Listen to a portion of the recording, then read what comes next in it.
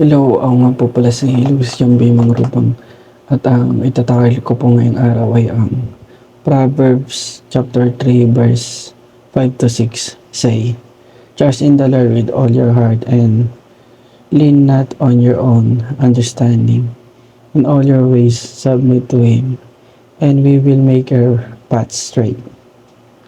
Ang verse na ito ay isang paalala na magtiwala sa Diyos at huwag umasa lamang sa ating sariling pag-unawa. Maaring madaling mauwi sa sarili nating mga isipan at ideya. Ngunit sa huli, ang plano ng Diyos ay mas malaki kaysa sa atin sa pamamagitan ng pagpapasakop sa Kanya at pagtitiwala sa Kanyang patnubay. Maghahanap natin ang direksyon at layunin sa ating buhay. Binibinyang din ang verse na ito ang kahalagahan ng buong pusong pagtitiwala sa Panginoon.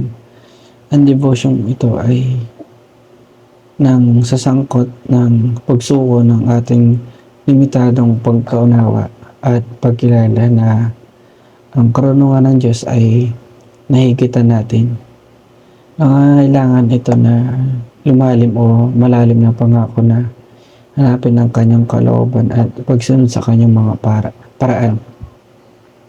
Upang magtiwala sa Panginoon, kailangan muna natin siya makilala.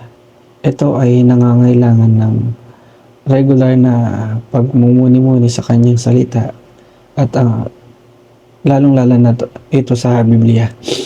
Sa pamamagitan ng pag-aaral at pagbubulay-bulay sa kasulatan, nagkakaroon tayo ng mas malalim na pagkaunawa sa katangian ng Diyos, sa kanyang mga pangako at sa kanyang mga utos. Tinutulungan tayo ng pagninilay-nilayan na ito na maiayon ang ating mga iniisip at kilos sa kanyang katotohanan. Tinitiyak sa atin ng Proverbs 3 verse 5 to 6 na kapag nagtiwala tayo sa Panginoon, nagpapasakop sa Kanya at humingi ng Kanyang patnubay at itutuwid niya ang ating mga landas. Nangangahulugang ito ang gagabay sa atin patungo sa Kanyang mga layunin at pagpapaalala. Hindi nito ginagantihan ang isang buhay na malayo sa mga hamon o kahirapan.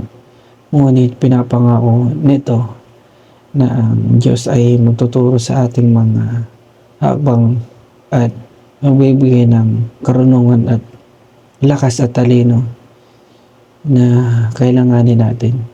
Yun ang po at maraming salamat.